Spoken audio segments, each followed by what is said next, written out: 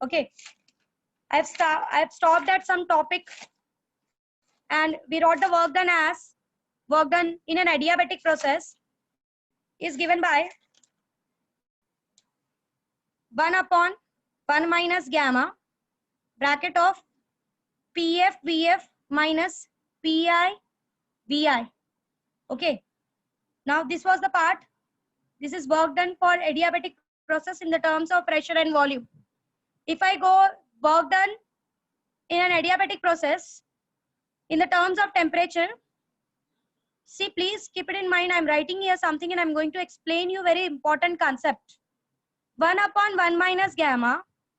Of course, this is PV. So यहाँ पर जो आएगा वो आएगा. If I take N is equals to 1 mole. So R bracket में TF minus TI ये चीज आती है. बट अगर तुम ध्यान से देखो, प्लीज इसको ध्यान से समझो क्योंकि मैं फॉर्मूले को पूरी तरीके से साइन वाइज चेंज करने वाली हूँ. Okay, why I am changing it, I will explain you that, जो कि तुम्हारे टेक्स्ट बुक का कंसेप्ट तुमको क्लियर करेगा. अभी जब मुझे आयुष ने क्वेश्चन पूछा कि मैम आपने बोला कि if the gas is being expanded, मतलब ये जो पिस्टन है ये एक्सपांड हो रहा है, this are the gas molecules, तो यहाँ पर वो अपना मोमेंटम लॉस कर रहे हैं. ये चीज मैंने उसको बताई कि यहाँ पर क्या हो रहा है, ये जो गैस मॉलिक्यूल्स है ये अपनी इंटरनल एनर्जी को यूज कर रहे हैं. Okay, they are using their internal energy to expand this piston, जिसकी वजह से उनकी इंटरनल एनर्जी क्या होगी, it will be negative, delta U will be negative. और हमको पता है कि हमारा जो टेम्परेचर होता है गैस का, it depends upon the internal energy. और यू कैन से कि योर इंटरनल एनर्जी के हेल्प से you can calculate the temperature, that is half KBT. Correct.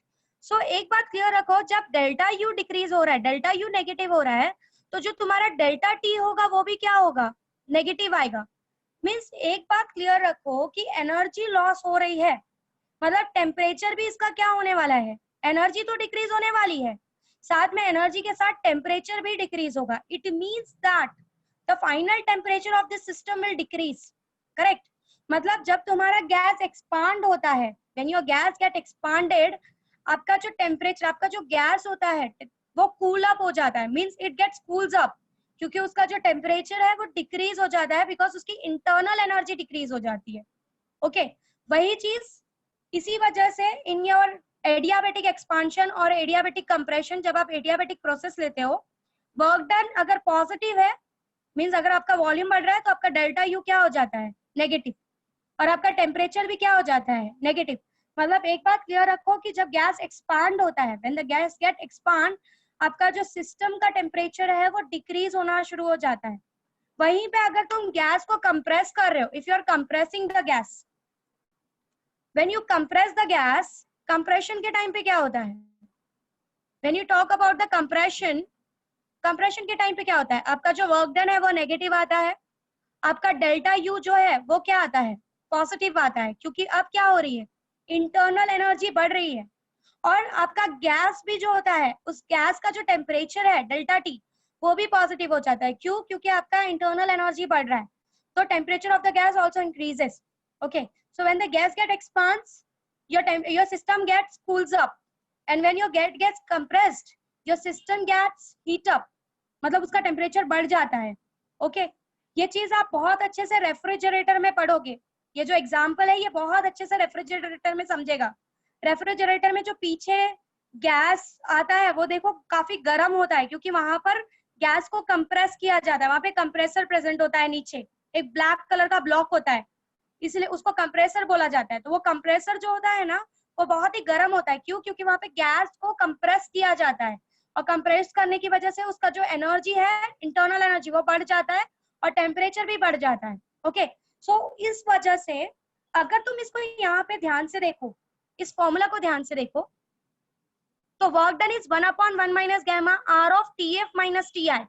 Okay, अब अगर मैं एक्सपांशन की बात करूं, if I talk about expansion, तो एक्सपांशन में क्या होता है, मेरा एनर्जी, एक्सपांशन में एनर्जी डिक्रीज होने वाला है, क्योंकि गैस मॉलिक्यूल्स अपनी एनर्जी को यूज करने वाले हैं एक्सपांड होने के लिए. ओके, तो अगर इंटरनल एनर्जी डिक्रीज हो रहा है, मतलब मेरा टेम्परेचर भी क्या होगा, डिक्रीज होगा. मेरा टेम्परेचर भी डिक्रीज हो जाएगा सिंस इंटरनल एनर्जी डिक्रीज हो रहा है, मतलब मेरा जो TF होगा, my TF will be smaller than TI. Okay, my TF will be smaller than TI. और अगर तुम TF smaller than TI यहाँ पे सब्स्टिट्यूट करो तो आपको आंसर नेगेटिव में आएगा। मतलब ये जो पार्ट है work done is equals to 1/1 minus gamma RTF minus TI, ये जो फॉर्मूला है ये आपकी एनर्जी को रिप्रेजेंट कर रहा है। ये जो वैल्यू आएगा वो चेंज इन एनर्जी को रिप्रेजेंट करेगा, क्योंकि work done is minus of energy. तो ये जो TF माइनस TI से वैल्यू आएगी वो किसको रिप्रेजेंट करने वाली है? वो डेल्टा U को रिप्रेजेंट करने वाली है। तो मैम फिर वर्क डन के सामने कैसे ले लिया इसको? क्योंकि मुझे पता है कि वर्क डन की वजह से ही तो डिक्रीज इन एनर्जी हो रहा है। अगर आपको पता करना है कि किसी सिस्टम का वर्क डन कितना हुआ है तो या तो आप डेल्टा U फाइंड कर लो, डेल्टा U का साइन चेंज कर दो, आपको वर्क डन मिल जाएगा। या तो अगर आपको किसी ने बोला कि डेल्टा U निकाल के दो तो आप क्या करोगे? आप वर्क डन फाइंड कर लो और वर्क डन फाइंड करके उसका साइन चेंज कर दो, आपको डेल्टा U मिल जाएगा। This is about adiabatic condition. So ये जो फॉर्मूला है 1/1 minus gamma R into TF minus TI, ये किसका वैल्यू देने वाला है? ये डेल्टा U का वैल्यू देने वाला है। क्यों? क्योंकि ये नेगेटिव में आ रहा है। ओके तो मैम अगर इसको पॉजिटिव में लाना है तो क्या करें? सिंपली क्या करोगे? If you want to calculate the work done is equals to 1/1 minus gamma R into, जहां पे आप TF माइनस TI लिख रहे हो उस फॉर्मूला को अगर आप TI माइनस TF कर दो तो आपका ये जो फॉर्मूला है ये पूरी तरीके से किसको रिप्रेजेंट करना स्टार्ट कर देगा? वर्क डन को रिप्रेजेंट करना स्टार्ट कर देगा। होप समझ में आ रहा है? Why I have written this as TI minus TF। अगर इसके हिसाब से जाओ तो you need to write TF minus TI according to this formula. PF is RTF if N is equals to 1 mole. PI is RTI. But when you know in adiabatic what happens, अगर आप expansion की बात करो तो आपका जो TF है वो क्या हो जाता है? TF डिक्रीज हो जाता है, TI बड़ा होता है, तो आपको वैल्यू किस में आने लग जाएगी इस फॉर्मूला के हेल्प से? नेगेटिव में। मतलब सिंपल सा फंडा है, नेगेटिव में वैल्यू आ रहा है इसका मतलब ये, हमको तो पता है हमारा वर्क डन क्या है, पॉजिटिव। नेगेटिव में आ रहा है मतलब ये जो फॉर्मूला है ये किसको रिप्रेजेंट कर रहा है? ये फॉर्मूला डेल्टा U को रिप्रेजेंट कर रहा है। तो अगर मुझे ऐसा फॉर्मूला बनाना है जो वर्क डन को रिप्रेजेंट करे तो मुझे वही फॉर्मूला किस फॉर्म में लिखना पड़ेगा? इस फॉर्म में लिखना पड़ेगा। So work done is equals to 1/1 minus gamma R into TI minus TF instead of going for TF minus TI। TF minus TI मतलब it is representing delta U, TI minus TF means it is representing work done. Now you will get the positive value, substitute करो। 1/1 minus gamma into R ये तो constant है। TI of course मेरा TI बड़ा होगा, TF छोटा होगा, तो अब तुमको जो वैल्यू आएगी वो किस में आएगी? पॉजिटिव में आएगी। समझा? तो नाउ ये जो वैल्यू अब आएगी अब वो वर्क डन को रिप्रेजेंट कर रही है। यहाँ पर ये जो वैल्यू आ रही थी ये किसको रिप्रेजेंट कर रही थी? डेल्टा U को रिप्रेजेंट कर रही थी। क्यों? क्योंकि you are getting the value in negative, और मुझे पता है कि in adiabatic condition work done is equals to minus of delta U। मतलब ये जो नेगेटिव में आंसर आ रहा था वो किसको रिप्रेजेंट कर रहा था? वो आपके इंटरनल एनर्जी के चेंज को रिप्रेजेंट कर रहा था। तो अगर आपको पॉजिटिव में आंसर चाहिए तो you need to write that formula as 1/1 minus gamma R into TI minus TF। Hope the things are clear. कुछ डाउट है तो प्लीज पूछो, और अगर नहीं समझाओ तो फिर से समझाती हूँ, वापस पूछो।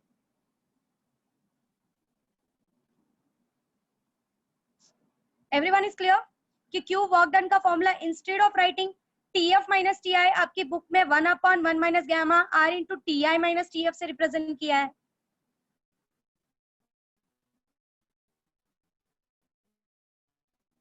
कोई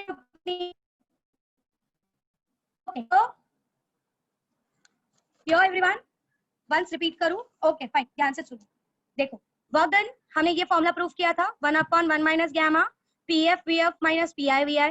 ओके हमको पता है PF VF क्या होता है? RTF according to ideal gas equation NRTF होता है, but I am saying N is equals to, हम N को क्या लेते हैं? Will take N is equals to 1 mole. Okay so PF VF will represent RTF, PI VI will represent RTI, R common किया, TF minus TI है। अब मुझे पता है कि एडियाबेटिक होता क्या है। अगर कोई चीज एक्सपांड हो रही है मतलब वो क्या करेगी? अपनी इंटरनल एनर्जी को यूज करेगी।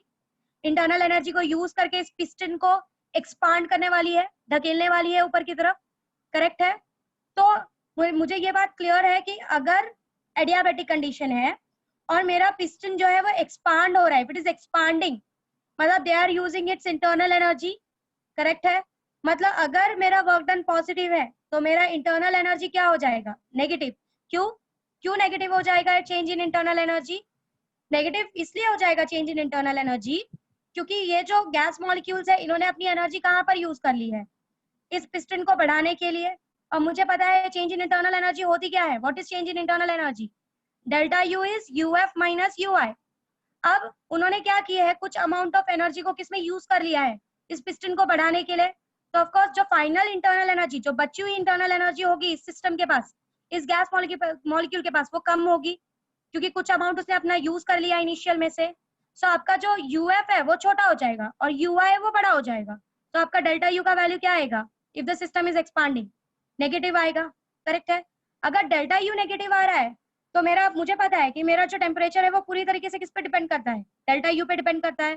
तो हो ना हो मेरा टेम्परेचर भी क्या आएगा, नेगेटिव आएगा। मतलब अगर डेल्टा यू डिक्रीज हो रहा है तो टेम्परेचर भी क्या होगा, डिक्रीज होगा। मानते हो ये बात? मतलब दिस इज क्लियर कि व्हेन द सिस्टम एक्सपांड्स, जब सिस्टम एक्सपांड होता है, when the system get expands, उसका टेम्परेचर गिरता है। क्यों? क्योंकि उसकी इंटरनल एनर्जी गिरती है। ओके वो कूल्स अप हो जाता है, ठंडा हो जाता है वो, ठीक है। So here delta T is negative, but अगर तुम इस फॉर्मूला में सब्स्टिट्यूट करो टीएफ माइनस टीआई, मेरा टीएफ क्या होने वाला है, मेरा सिस्टम ठंडा पड़ने वाला है, मेरा टीएफ छोटा होगा, मेरा टीआई क्या है, बड़ा होगा। अगर मैं टीएफ माइनस टीआई में फॉर्मूला में डालू तो मुझे वर्क डन का जो आंसर आएगा वो नेगेटिव में आएगा। बट मुझे पता है एक्सपांशन में वर्क डन क्या होता है, पॉजिटिव होता है। मतलब अगर मुझे आंसर नेगेटिव में आ रहा है, मतलब ये जो फॉर्मूला है, ये फॉर्मूला एक्चुअली में किसको रिप्रेजेंट कर रहा है, ये फॉर्मूला एक्चुअली में इंटरनल एनर्जी को रिप्रेजेंट कर रहा है। कि अगर मेरा वर्क डन पॉजिटिव है और मुझे उसके सामने का आंसर नेगेटिव में आ रहा है, it simply means that this formula is representing my internal energy. When my work done is positive and I am getting the delta U as I am getting the answer as negative, it simply means that जो भी सामने answer आ रहा है, जो भी सामने formula है, it is representing an internal change in internal energy of the system.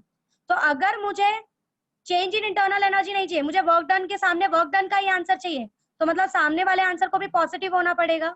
और वो सामने वाला जो आंसर है वो पॉजिटिव कब होगा, जब मैं instead of writing TF minus TI मैं क्या लिखूं, TI minus TF.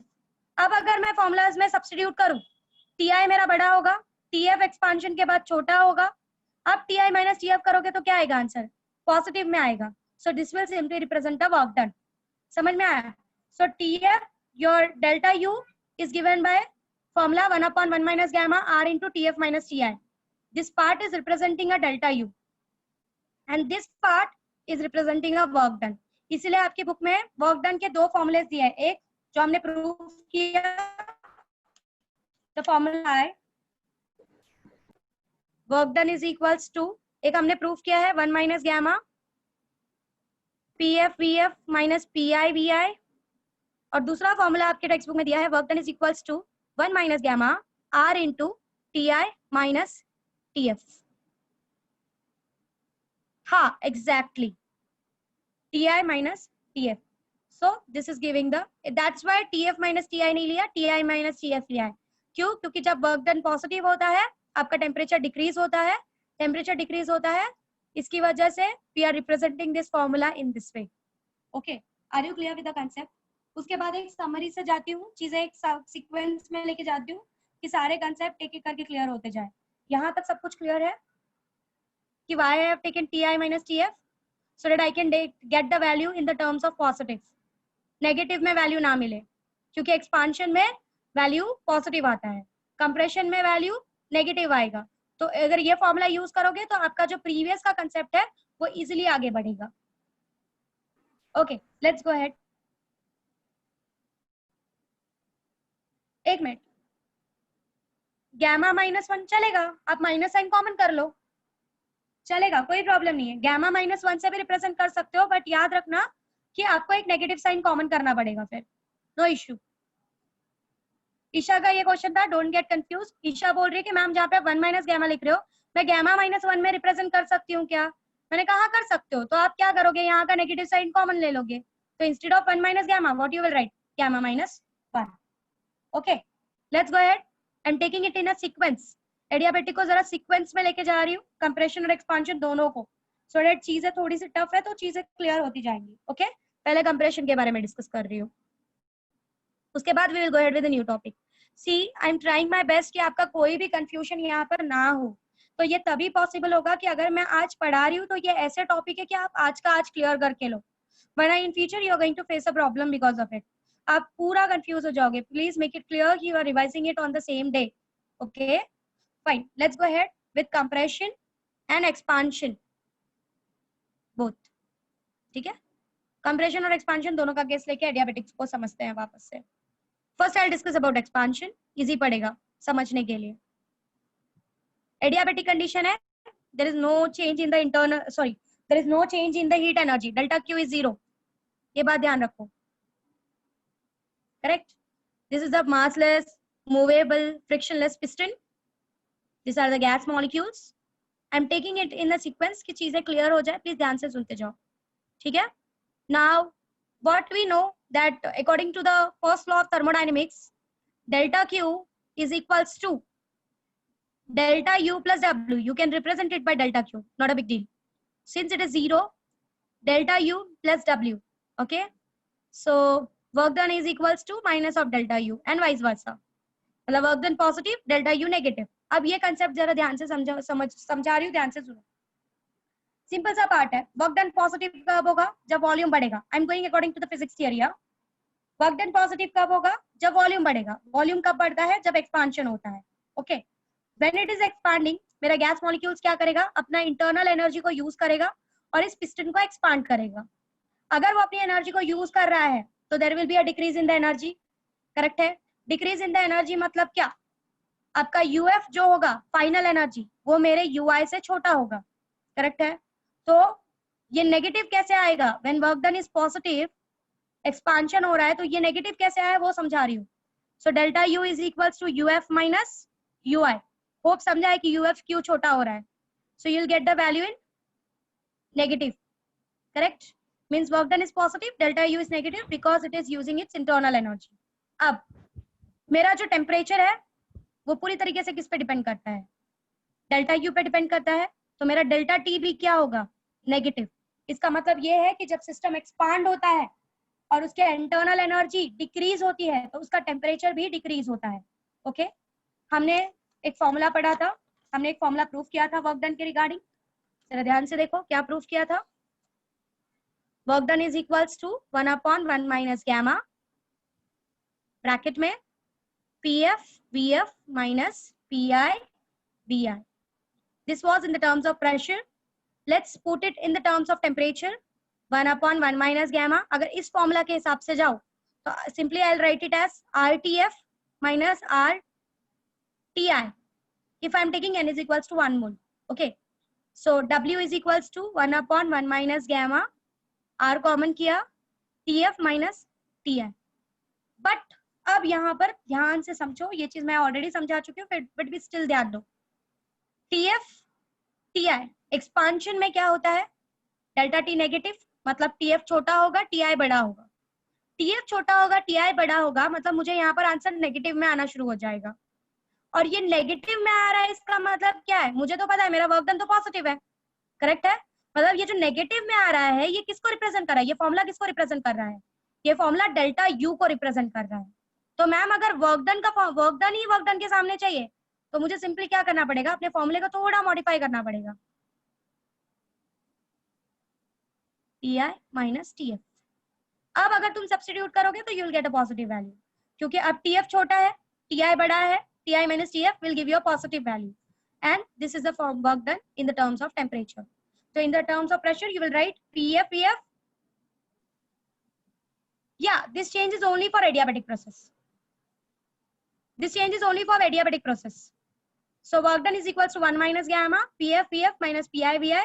And this can be represented in the terms of temperature as work done is equals to 1/1 minus gamma, R into TI minus TF. अब अलग अलग से formula use करने की भी जरूरत नहीं है, हमको पता है W is minus of delta U. अगर आपने यहाँ से W निकाल लिया तो उसके सामने सिर्फ एक नेगेटिव साइन डाल के डेल्टा U निकाल दोगे, तो वापस से TF माइनस TI करके सॉल्व करने की कोई जरूरत नहीं है। Hope you are understanding. ठीक है, So this was about the expansion. Let's discuss about the compression now. अब compression में क्या होता है, बाहर से किसी को काम करना ही पड़ेगा कंप्रेस करने के लिए, सिंपल सा फंडा है। वो जो भी बाहर से काम करेगा वो एनर्जी किसको मिलने वाली है, मेरे गैस मॉलिक्यूल्स को मिलने वाली है। ऑफ कोर्स कंप्रेस हो रहा है, I am going according to physics theory, according to the first law, delta Q is equals to delta U plus W. So W is equals to minus of delta U, ये तो clear है, ये इतना तो concept कोई problem है ही नहीं। But if I am talking in the terms of compression, तो when I am talking in the terms of compression, तो मेरा वर्क डन क्या होने वाला है, work done is going to negative, क्योंकि वॉल्यूम डिक्रीज हो जाएगा। वॉल्यूम डिक्रीज हो जाएगा तो यहाँ पर सिंस बाहर से कोई काम कर रहा है तो बाहर से वो क्या करेगा, एनर्जी अंदर पास करेगा। तो इंटरनल एनर्जी सिस्टम की क्या हो जाएगी, बढ़ जाएगी, क्योंकि हम चीजों को कंप्रेस किए जा रहे हैं। ठीक है, हम बाहर से ताकत लगा रहे हैं चीजों को कंप्रेस करने के लिए, करेक्ट है। सो delta U will B positive, क्यों, क्योंकि अब जो फाइनल इंटरनल एनर्जी होगी that will be greater than initial internal energy. So you delta U will B positive, delta U बढ़ रहा है मतलब टेम्परेचर भी क्या होगा, इट विल बी पॉजिटिव, मतलब आपका जो फाइनल टेम्परेचर होगा वो इनिशियल टेम्परेचर से बड़ा होगा। इसलिए जब आप किसी चीज को कंप्रेस करते हो उसका टेम्परेचर बढ़ जाता है। प्रेशर कुकर का कंसेप्ट, आपका खाना उसमें इसी वजह से पकता है कि आपको कम अमाउंट ऑफ हीट में आप चीजों को कंप्रेस करते हो, जिसकी वजह से उसका टेम्परेचर बढ़ता जाता है। जब उसका टेम्परेचर बढ़ता जाता है उसी टेम्परेचर को यूज करके आप, करेक्ट है। सो TF is greater than TI, okay. Now TF is greater than TI। अब अगर तुम वापस इस फॉर्मूले में डालो, we know 1/1 minus gamma PF VF minus PI VI, correct है। PF VF minus PI VI, अगर मैं VF और VI के टर्म्स में देखूं, अब मेरा VF छोटा है VI बड़ा है, VF छोटा है VI बड़ा है, तो मेरी जो वैल्यू आएगी VF छोटा VI बड़ा, तो वो वैल्यू नेगेटिव में आएगी इन द टर्म्स ऑफ जो मुझे चाहिए, क्योंकि मुझे पता है work done is negative in the terms of compression. अब मैं अगर यहाँ पर डालूं तो फाइनल टेम्परेचर जो है वो इनिशियल टेम्परेचर से बड़ा है, यहाँ पर मेरे को वैल्यू पॉजिटिव में आना शुरू हो जाएगी। Means again what it is representing, it is representing your internal energy.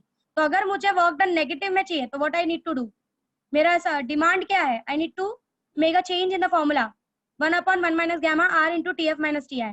अब मेरा TF क्या है, TF बड़ा है, सॉरी मेरा ऑफ कोर्स, सो या I need the work done to be in negative, work done मेरे को नेगेटिव में चाहिए, है ना। what I'll do for, what I'll go for 1/1 minus gamma, मेरे को फॉर्मूला में चेंजेस लाना पड़ा, TI minus TF। मेरा TF बड़ा है TI छोटा है, क्योंकि कंप्रेशन हो रहा है, टेम्परेचर बढ़ गया है। प्रेशर कुकर का एग्जांपल, कंप्रेशन होने की वजह से प्रेशर बढ़ गया है, तो इसका example what we say, pressure cooker का एग्जांपल, तो final temperature is bigger now you will get the work done as negative. So that is the reason कि हम लोगों को ये फॉर्मूले में मॉडिफिकेशन करना पड़ा, और work done in the terms of temperature in adiabatic process is given by 1/1 minus gamma R into TI minus TF instead of TF minus TI। Hope you are clear with the concept, कोई doubt नहीं है। मैंने compression और expansion दोनों समझा दिया है। Compression में टेम्परेचर बढ़ जाता है, प्रेशर कुकर का एग्जांपल दिमाग में रख सकते हो, और एक्सपांशन में कम हो जाता है क्योंकि उसकी इंटरनल एनर्जी कम हो जाती है, वो अपनी एनर्जी को यूज कर लेता है एक्सपांड होने के लिए। Should I go ahead with the next topic now, कोई डाउट नहीं है। सो आप ये चीज आगे लिखोगे, हालांकि मैं नोट्स में लिख के दूंगी कि your work done is given by 1/1 minus gamma R into TI minus TF, और आगे एक्सप्लेन करोगे कि क्यों मैंने TI minus TF लिया। हाँ बोलो आयुष।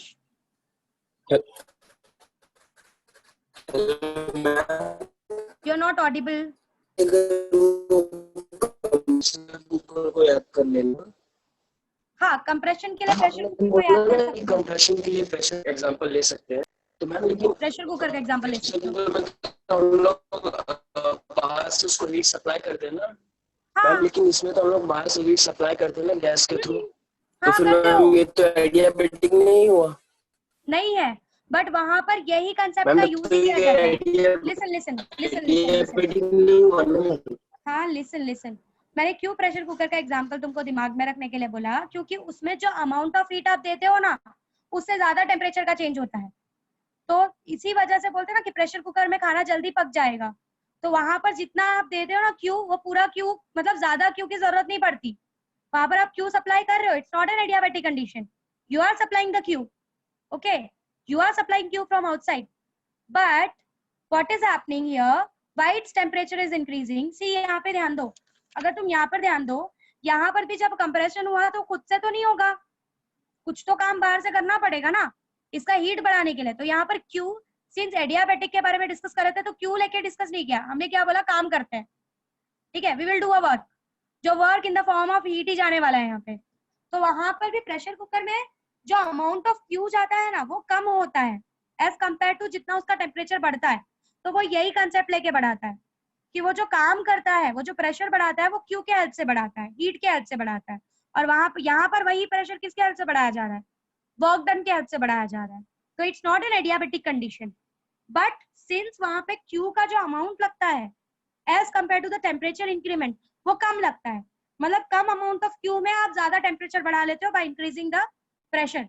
तो वहां पर वो जो क्यू काम करता है ना, वो जो हीट काम करता है वो प्रेशर बढ़ाने का काम करता है, समझा। इसीलिए उसको एकदम फिट किया जाता है कि जो भी क्यू उसको दिया जा रहा है वो क्यू कहीं और वेस्ट ना हो, वो सिर्फ प्रेशर बढ़ाने के काम में हेल्प करे, समझा। तो the amount of Q being used in the pressure cooker is less, it's not an adiabatic condition. But I said you कि अगर याद रखना है तो इस तरीके से याद रख सकते हो, you can take this example, see keep it in mind, in this world nothing something is called as perfect adiabatic, ठीक है। समवेयर कंप्रेशन करने के लिए you are using the work done and that work done is being used in the terms of heat, जब आप काम करते हो अपने आप हीट ट्रांसफर हो ही जाता है। सो परफेक्ट एडियाबेटिक जैसा कुछ एग्जिस्ट ही नहीं करता। Even when you talk here, यहाँ पे भी हीट एनर्जी प्रोड्यूस होगी ना जब गैस मॉलिक्यूल्स इसके सरफेस पे काम करेंगे। तो परफेक्ट एडियाबेटिक जैसा I can not say something exist. So you can take an example for understanding this concept कि क्यों प्रेशर के, कोई भी तुमको पूछेगा ना कि प्रेशर कुकर में क्या होता है तो आप इसी तरीके से एक्सप्लेन करते हो कि प्रेशर कुकर में प्रेशर बढ़ने की वजह से क्या होता है, आपके जो गैस है अंदर का वो कंप्रेस हो जाता है, कंप्रेस होने की वजह से उसका फाइनल टेम्परेचर बढ़ जाता है क्योंकि इंटरनल एनर्जी बढ़ जाती है, फाइनल टेम्परेचर बढ़ जाता है। तो उसी बढ़े हुए टेम्परेचर से कम अमाउंट ऑफ क्यू देके बढ़े हुए टेम्परेचर से हम उसमें खाना पकाते हैं। This is the concept, are you clear? Should I go ahead? Okay, I'm going ahead. Now we end with the processes here. Of course, adiabatic process is a sudden process. Sudden process means it's a fast process. I have explained you this. Next, we'll go ahead with a new process. That is cyclic process. Cyclic process का मतलब क्या होता है कि आप एक initial से final तक जाओ, फिर वापस से फाइनल से अगर आप इनिशियल पे आ जाते हो, such processes are considered to be a cyclic process. Okay, इसमें इनिशियल और फाइनल स्टेज जो होता है सिस्टम का वो सेम होता है। For example, let's draw PV diagram for cyclic process. यहाँ पे path is not same, okay. So reversible and cyclic process are two different concepts. Reversible process में भी initial and final stage same होता है, but उनका path जो है वो सेम होता है, सेम पाथ से वो पीछे की तरफ जाता है। बट साइक्लिक प्रोसेस में ऐसा नहीं है। साइक्लिक प्रोसेस में क्या होता है, आपका इनिशियल और फाइनल पाथ जो होता है वो सेम होता है, but initial and final condition जो होता है वो सेम होता है, बट जो पाथ फॉलोड होता है वो सेम नहीं होता, it is not same. Okay, किसी भी तरीके से आप उसको ए पोजीशन पे लेके जाते हो। So let's say PV diagram for your cyclic process, your process is starting from A and ends at B. Okay, मैं कुछ तो करके वापस से क्या कर रही हूँ, एक अलग पाथ लेके वापस से उसको ए पोजीशन पे लेके जा रही हूँ। Okay, so here the initial and the final stages are same, as you can see. A से स्टार्ट हो रहा है, बी पे खत्म हुआ, वापस से बी से स्टार्ट हुआ, वापस वो इनिशियली वहीं पे पहुंच गया। So such type of processes are considered to be your cyclic processes.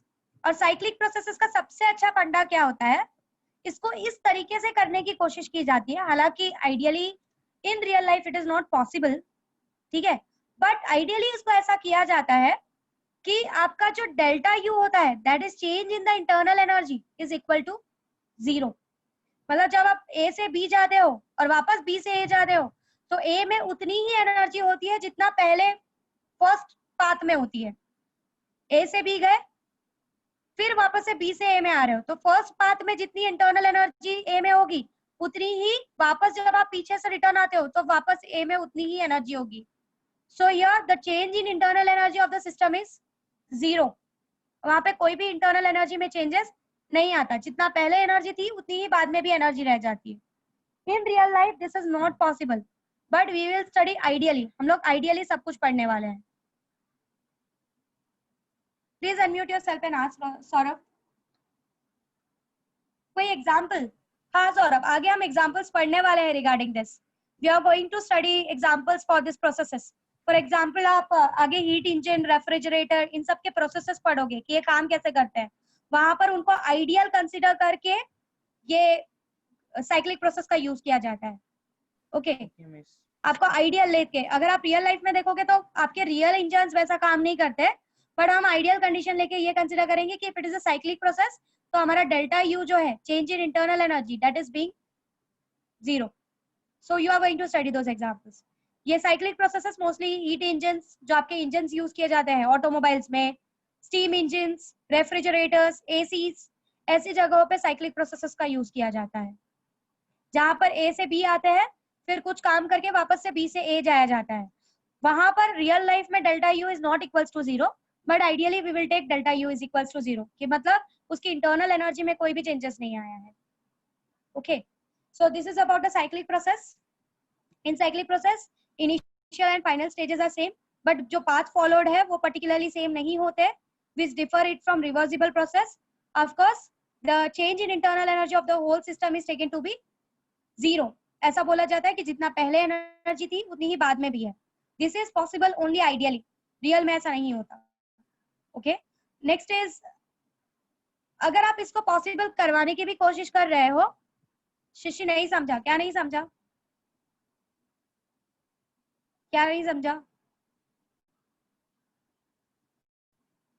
Okay, let me clear what is cyclic process.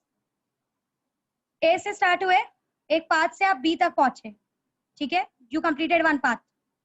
वापस से आप क्या कर रहे हो साइक्लिक प्रोसेस में? What is cyclic process? The thermodynamic process in which system returns to its initial position. जब A से बी तक सिस्टम में गए, ठीक है, वापस बी से रिटर्न आप ए पे आ रहे हो. जब आप कोई भी प्रोसेस कंप्लीट करके इनिशियल पोजीशन पे वापस आ जाते हो, that processes are considered to be a cyclic process. You start from A, you end to B, again you start from A, और वापस आप उसको कहां पर लेकर आ जाते हो? इनिशियल कंडीशन पे लेके आ जाते हो. तो जब आप पूरे प्रोसेसेस कर वापस अपनी इनिशियल कंडीशन पे आ जाते हो, that processes are considered to be a cyclic process.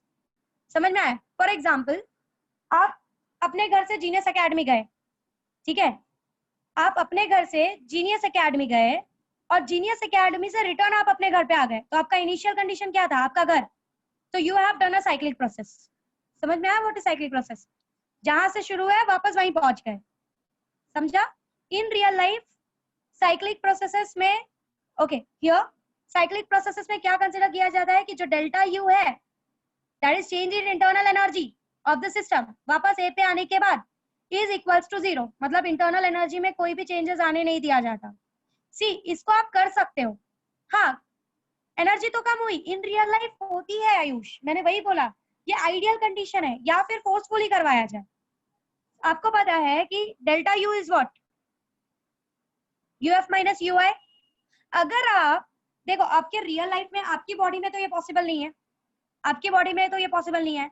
आप अपने घर से जीनियस गए, जीनियस से रिटर्न अपने घर पे आए, तो आपकी बॉडी की इंटरनल एनर्जी सेम नहीं रहने वाली है, बट हम कुछ काम करके इस चीज को पा सकते हैं. क्या काम करके? Let's take an example again. Let us say, हाँ, time taken is almost same. Time taken आपके ऊपर है, टाइम टेकन आपके ऊपर है, आप कैसा टाइम ले रहे हो. देखो, इसीलिए मैंने बोला path followed is not same. So path followed is not same, तो time taken can be different ना, इट कैन बी डिफरेंट. यहाँ पर हो सकता है कि आप ए से बी जाते समय आप फटक से चले जाओ, पर बी से ए उल्टा आते समय आपको ज्यादा काम करना पड़े, तो टाइम ज्यादा लग जाए. सो time taken can be different. Okay, so here please ध्यान से सुनो.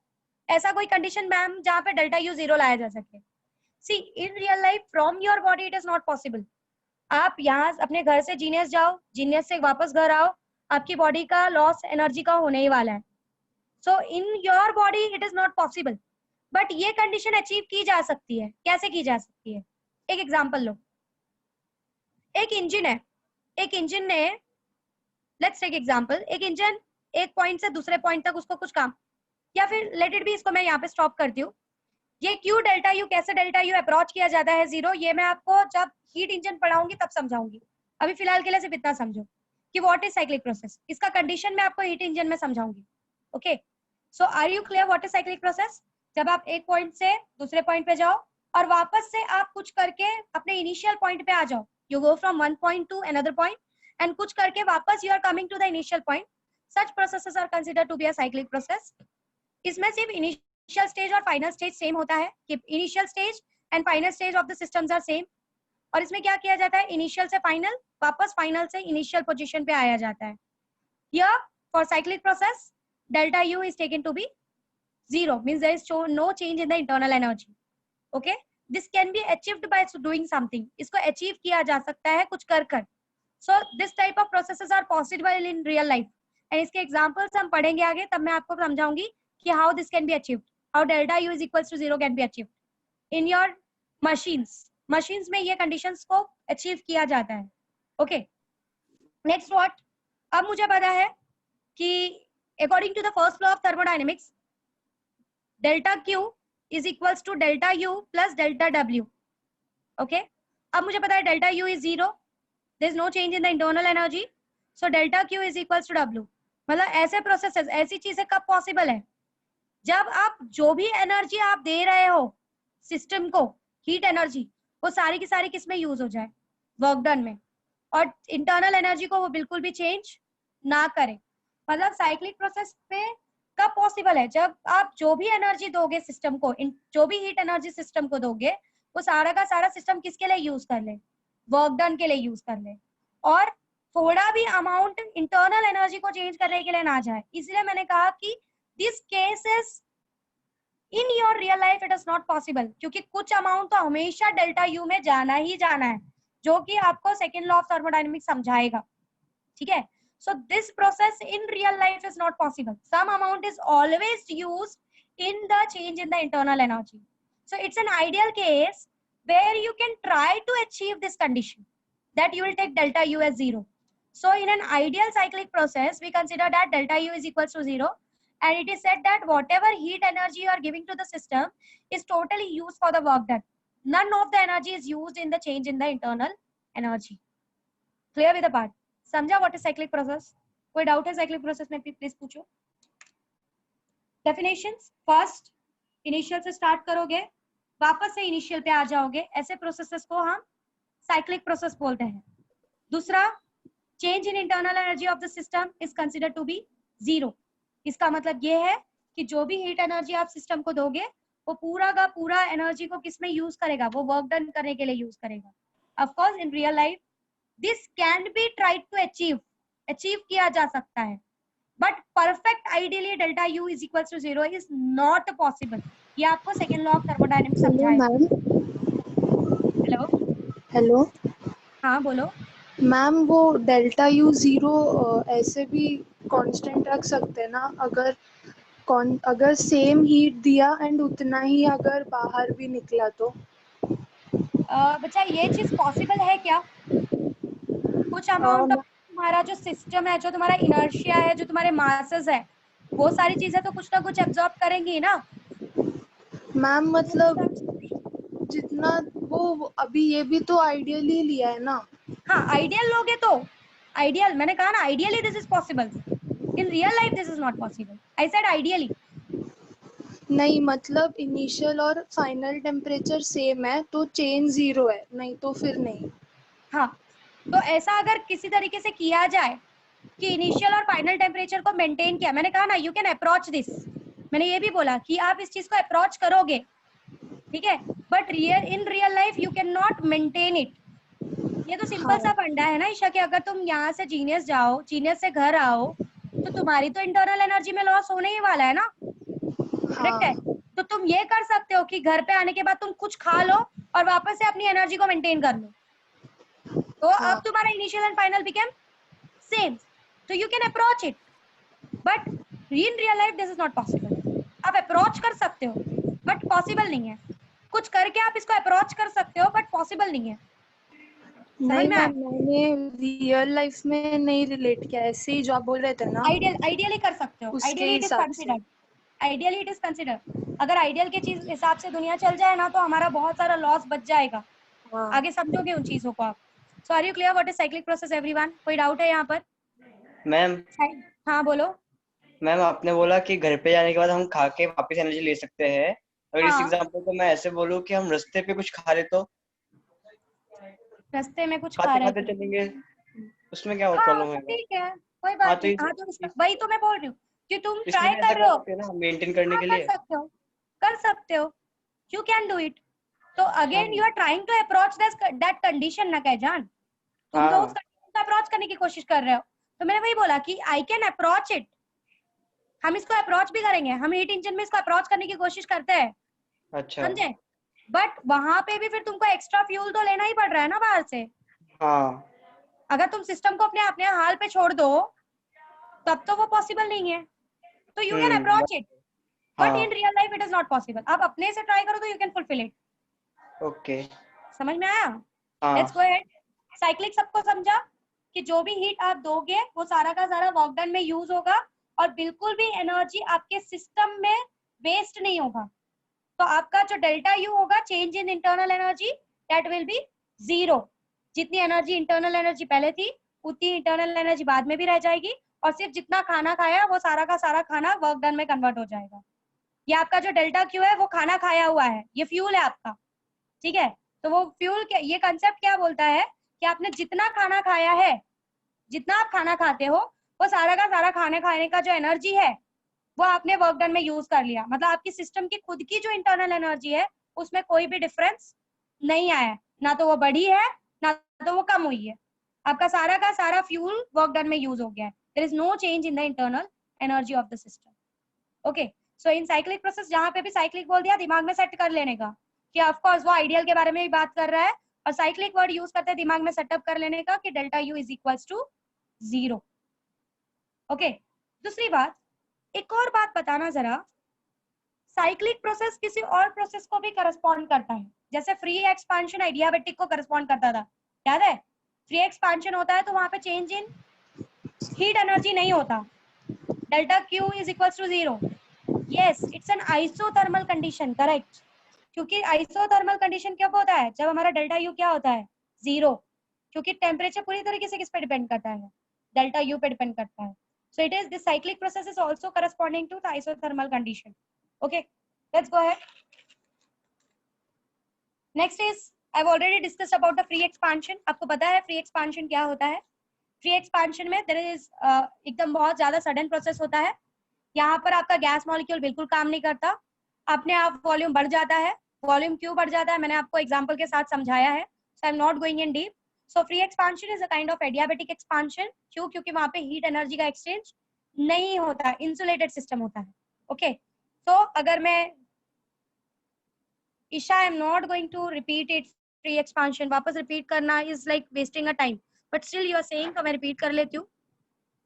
फ्री एक्सपांशन का हमने एक एग्जाम्पल लिया था, यहाँ पर एक काफी पतला सा ग्लास मॉलिक्यूल लिया था, ग्लास का स्लैब लिया था और यहाँ पर मेरा गैस मॉलिक्यूल्स है, किसी तरीके से इसको पूरा इंसुलेट किया है। There is no change in the heat energy, बहुत ही फास्ट प्रोसेस होने वाला है। मैंने किसी तरीके से इस कांच को तोड़ दिया तो मेरे गैस मॉलिक्यूल्स एक्सपांड हो जाएंगे। इनिशियली मेरे गैस मॉलिक्यूल्स का वॉल्यूम वाज वी आई, अब एक्सपांड होके मेरे गैस मॉलिक्यूल्स का जो वॉल्यूम है वो वीएफ हो गया। बट इसको तोड़ने के लिए Isha, you can observe it on YouTube please. इसको तोड़ने के लिए कोई भी काम मेरा गैस मॉलिक्यूल नहीं कर रहा है, मतलब work done by the gas molecule in free expansion is zero. भले वॉल्यूम वी आई से वीएफ बढ़ रहा है but work done by my gas molecule is equals to zero. मैंने इसका एग्जांपल अमन की हेल्प से समझाया था कि ब्लॉक अगर सामने से कोई आकर हटा दे तो तुमने ब्लॉक को हटाने के लिए कोई काम नहीं किया है, भले आपका वॉल्यूम बढ़ गया हो। So work done by the gas molecule in free expansion is zero. Examples are your inflated balloon, जो आपका बैलून फूट जाता है तो वहां पर गैस ने कोई काम नहीं किया होता है, आपने बाहर से बैलून को एक पिंच मारा या बहुत ज्यादा प्रेशर कर दिया तो वहां पर आप गैस मॉलिक्यूल ने कुछ काम नहीं किया है, वो काम आपकी तरफ से हुआ है। तो work done by the gas molecule is zero, work done is zero. दूसरी बात क्या, इंसुलेटेड रखा है सिस्टम को, ओके, हीट एक्सचेंज नहीं हो रहा है। हीट एक्सचेंज नहीं हो रहा है मतलब delta Q is what again equals to 0, क्योंकि ये प्रोसेस बहुत फास्ट होता है। जैसे ही ये फूटा सारा का सारा गैस मॉलिक्यूल्स फैल जाता है, बहुत फास्ट प्रोसेस होता है। फास्ट प्रोसेस में सिस्टम को इतना टाइम नहीं मिलता कि वो हीट एक्सचेंज कर सके। So delta Q is equals to 0, इसीलिए फ्री एक्सपांशन को एडियाबेटिक एक्सपांशन भी बोला जाता है। And according to the first law of thermodynamics, delta Q is equals to delta U plus W. आपका डेल्टा क्यू 0 हो चुका है, डब्ल्यू 0 हो चुका है, तो इसका चेंज इन इंटरनल एनर्जी भी कितना आ जाएगा, delta U will be also equals to 0। So free expansion में work done is 0, change in heat energy is 0, and even system का internal energy does not get changed, so it is again 0। अब question ये आएगा, ma'am इसको isothermal क्यों नहीं बोल सकते, यहाँ पे भी तो डेल्टा यू 0 है। किसको आइसोथर्मल इसलिए नहीं बोला जाता क्योंकि ये प्रोसेस बहुत ही फास्ट होता है, इट इज वेरी फास्ट। और फास्ट प्रोसेसेस को किसके अंदर डाला जाता है, एडियाबेटिक कंडीशन के अंदर डाला जाता है, ठीक है। So this is the reason. So this is all about your free expansion. Hope you are clear till this much, सारी चीजें क्लियर है। I thought I will start with heat engine today, but it is not going to start. So we'll take one example and we will stop. Heat engine हम कल शुरू करेंगे। एक बात याद रखना, कल से जो भी लेक्चर्स होंगे, of course this process is very important, that is true, but कल से जो भी हम पढ़ने वाले हैं, मैं पहले बता रही हूँ 2:30 के बाद जो भी आएगा, मैं पहले एक एग्जांपल लेते हैं। एक प्रोसेस दिया हुआ है आपको जिसका पीवी डायग्राम दिया है, सॉरी टीवी डायग्राम दिया है, मतलब टेम्परेचर और वॉल्यूम का डायग्राम उन्होंने बनाकर दिया है। उस पर्टिकुलर प्रोसेस का हमको पीवी डायग्राम बनाना है। Okay, your process is starting, this is T, sorry this is V volume and this is T. They have represented volume on the y-axis and they have represented temperature on the x-axis. Okay, so यहाँ से उन्होंने start किया, process is starting from ए से start हुआ, process कहाँ पर गया है, बी पर।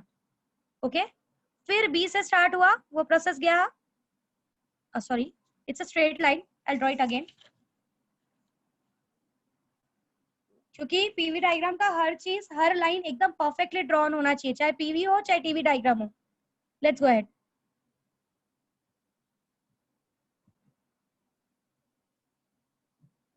T versus, sorry, V versus T. It's starting from A. A से कहाँ तक पहुंचा, B तक। ओके, फिर B से, it's a cyclic process, it's a straight line, keep it in mind, एक स्ट्रेट लाइन है, ठीक है। Volume is constant here. B से C गया और C से वापस यहाँ पर आया हुआ है, A पर आया हुआ है, means it's going from A to B, B to C, keep it in mind, it is a straight line, volume is constant here, and then C to E. जब तुम ड्रॉ करोगे, तुम स्केल लेके draw करना कि टेढ़ा मेढ़ा ना बने, keep it in mind, otherwise वो रॉन्ग हो जाएगा। C to A, it's a cyclic process, A से स्टार्ट हुआ, वापस से A पे आ गया, तो साइक्लिक प्रोसेस है ये, ठीक है। So this is your initial volume, this is your final volume, this was your initial temperature Ti, और यहाँ पर there is some temperature TF। पढ़ता है, ऑफ कोर्स पढ़ता है। मैम फिर अभी आपने थोड़ी देर पहले कर्व बनाया था एंड अभी ट्रायंगल बनाया है। मैंने कर्व नहीं बनाया, मैंने कहा ना वो डायग्राम मिस्टेक हो गया था, इसलिए मैंने कहा कि यू नीड टू ड्रॉ, गाइजन मैंने अभी बोला कि you need to draw straight line, क्योंकि कर्व और स्ट्रेट लाइन बहुत मैटर करता है। आपने जब कर्व वाला दिया था ना, वो टेक्स्ट बुक में भी वही दिया हुआ है। कौन सा कर्व वाला, वो पीवी डायग्राम था गाइजन, ये टीवी डायग्राम है। अच्छा, ग्राफ इज डिफरेंट, हम लोग अभी पीवी बनाने वाले हैं इसके हेल्प से। ओके, ये सारे ग्राफ्स एक्सपेरिमेंट के हेल्प से बनाए जाते हैं। अच्छा, समझा। तो अगर आप फॉर्मूला सब्स्टिट्यूट करके देखोगे ना, तो आपको कर्व नहीं मिलेगा, समझा। तो ये सारे ग्राफ्स एक्सपेरिमेंटली और फॉर्मूला बेस पे बनाए जाते हैं, ये ऐसे ही नहीं बनाए जाते। शेप मिलता है एग्जैक्टली, आपको नहीं पता आपका कर्व और स्ट्रेट लाइन का इक्वेशंस अलग अलग है। हाँ वो पता था। हाँ, तो वही चीज यहाँ पे भी है। अच्छा, जो इक्वेशन स्ट्रेट लाइन को रिप्रेजेंट करेगा वो स्ट्रेट लाइन ड्रॉ करेगा, जो इक्वेशन अच्छा, कर्व को रिप्रेजेंट करेगा वो कर्व। अगर आपने आइसोथर्मल का ग्राफ देखा होगा, वो हाँ, कर्व है, it's not a straight line. मतलब अगर आप उसका फॉर्मूला, अगर आप उसके इक्वेशन को अपने ग्राफ से रिकनेक्ट अपने इक्वेशन से रिकनेक्ट करोगे तो you will find that it is somewhere representing an equation of a curve. तो आपको पता है ना कि कर्व और स्ट्रेट लाइन अलग अलग पार्ट से रिप्रेजेंट किया जाता है। सो it is this all is drawn with the help of an experiment. ये एक्सपेरिमेंटली ऑब्जर्व्ड है, ऐसे ही नहीं कि हम कुछ भी बना दें। ओके ओके ओके हाँ विल गो अहेड। अब हमको इसका पीवी डायग्राम बनाना है। आपको टीवी डायग्राम दिया हुआ है। Let's go ahead with the PV diagram. तुम मुझे बताते जाओ कि क्या क्या कैसे ड्रॉ करना है। कोई भी एक अनम्यूट करो और अपने आप को मुझे बताओ कि क्या करें। पहले A to B जा रहा है। A to B जा रहा है मतलब ध्यान से देखो, वॉल्यूम और टेम्परेचर दोनों बढ़ रहा है। एंड वॉल्यूम एंड टेम्परेचर दोनों बढ़ रहा है मतलब somewhere what you can say about this A to B का process.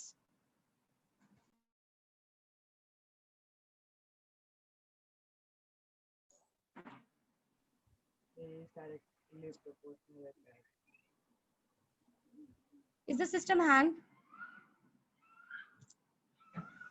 Yes miss Wait for a while. Yes, miss. Okay, try this graph with yourself. Try this graph. Try to draw it in PV. और कल मुझे तुम खुद से try करो explain करने के लिए कि आपने ग्राफ क्यों ऐसा ड्रॉ किया। उसके बाद आई डिस्कस